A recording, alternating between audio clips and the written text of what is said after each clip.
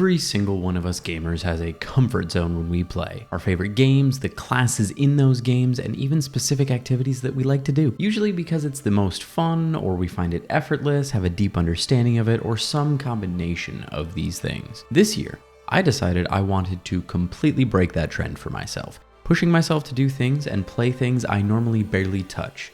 And it all started for me in February. By the end of my month-long journey of discovery, I realized I was part of the reason things had become so stale feeling in Guild Wars 2 on the daily, and come to a realization that is very against the grain of a lot of gaming narrative I've been exposed to online for years. Since Guild Wars 2 came out, my off and on playstyle has racked up over 2,400 hours. Of that, I've spent over 1,600 on just my warrior, Dagthruel, that I made during early access. That's 66% of my playtime. I've taken him on every adventure. He is my commander and my wayfinder, but I can never grow more as a gamer if I just do the same stuff all the time, day in and day out. I mean, I've played Berserker Warrior almost exclusively up to this point since I came back for the release of End of Dragons, and with 8 other classes that all have core builds plus 3 elite specs, there's basically 32 other ways to play the game out there. Of those, I've probably put a decent amount of time into 4 others, so I realized it was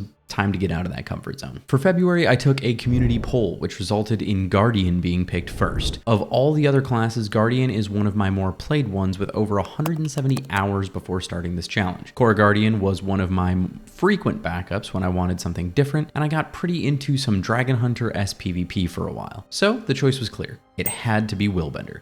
Looking up some Willbender builds and realizing that Condi was a choice, I decided to go that way. After all, I barely play anything aside from power builds, so I figured let's just go whole hog with it. Completely new. So I'm running Sword, Scepter main hand and Torch offhand, and Virtues, Radiance, and Willbender for my spec trees in a 3-2-1, 1-2-1, and 1-2-2 format respectively. I'll have a link to the full build I used on MetaBattle in the description below. Realizing I did almost no prep work prior to February, and I really wanted to play, I snagged a straightforward Condi Willbender build after reading up on the skills a bit and got to gearing. This was the first painful lesson I learned in this challenge. I haven't geared up a character fully in so long, I forgot how expensive it is. Most of the gear was Vipers with a few pieces that were supposed to be Grieving.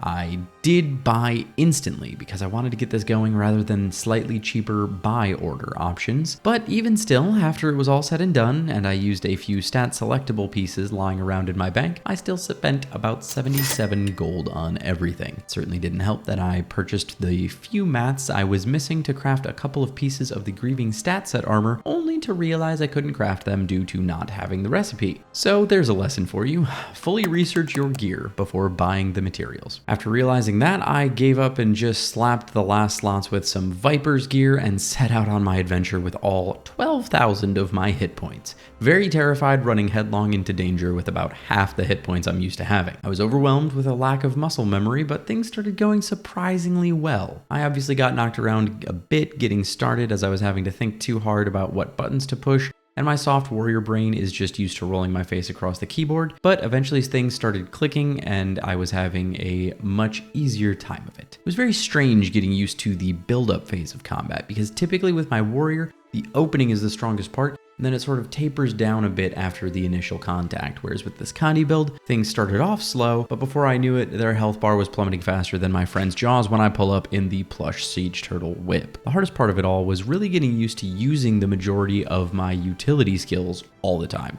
My current warrior build has a lot of passives, so offensively using my utilities and virtues took some getting used to, but felt great once I did. Having my virtues 2 and 3 being movement skills, being able to use those to dodge or teleport out of the way of an attack, flawlessly keeping engaged, made me feel like a badass.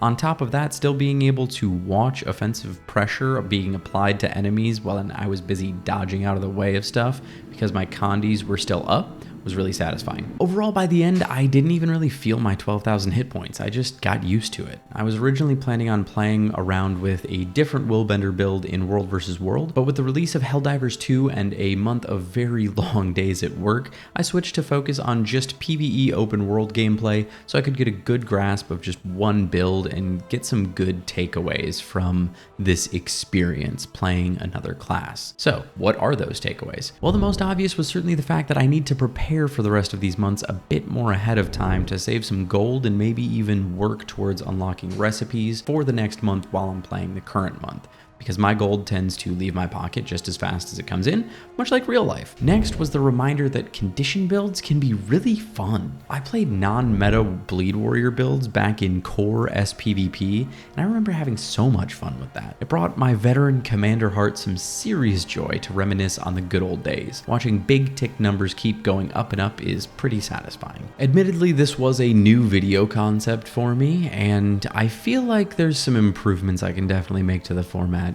If there's anything you all would like to see me talk about in the future, because I've got 7 more of these videos coming for all of the classes I haven't played in Guild Wars 2 really, then leave a comment down below. Definitely want to touch on things that people actually want to hear about with my experiences with these classes. But I think the most important thing I was reminded of, and the biggest lesson I want to share with you all, is very counterintuitive to the current conversation on YouTube, Reddit, forums, whatever. Always using the meta sucks. Before you flip down to the comments and start writing scathing comments that I used to build from Metal Battle or whatever, which, yes, I did, just hear me out. What I mean by that is a lot of the discourse around games has become about the best way to do things, the most efficient.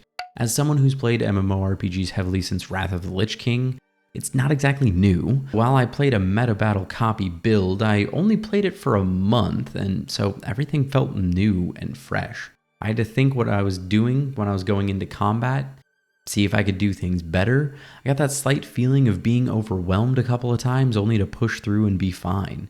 That right there is the key. Trying new and fresh things. I know I'm not alone on this concept of getting stuck playing a meta or highly effective build and nothing else. I mean, the 27 billion firebrands I did Sue Wan with every time in End of Dragons are clear examples of this. As a 29-year-old with not nearly as much time as I used to have, I also want to blow through things and not get jammed up on stuff too bad so I can feel that sense of progress.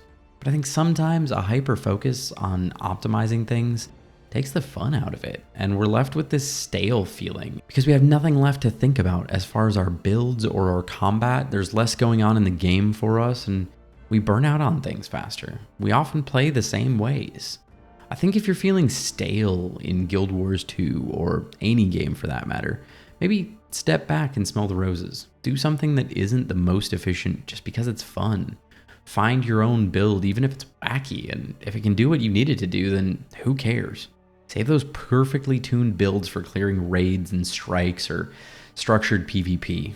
For me, I'm definitely going to be doing a lot more of this. I've never been a super hard metagamer, but MMOs do always bring it out in me a bit. And especially getting into the YouTube sphere, the influences are definitely there. But rather than going with that flow, I've decided my videos aren't going to focus on number crunching metas. I'm not going to use arc DPS and stuff like that, and none of that is really what I'm great at anyways. Instead, moving forward, I'm just going to be making sure I'm focusing on teaching people things to save them headache, overcoming specific challenges, talking about how to get better at certain things in games in general. And even videos like this, just sharing my adventure and perspective on something as a lifelong RPG player that I think is going to help someone. In March, I'm going back to Warrior to play around with my long-awaited staff builds and be playing plenty of Dragon's Dogma 2 by the end of the month. In April, we'll be doing a video like this on Revenant because I just rolled the dice and it landed on a 7, which was Revenant, which is exciting. I've barely really played it. Click here to see my thoughts on the Warrior staff from the beta test while I'm busy cooking up some new thoughts with the full release staff in March.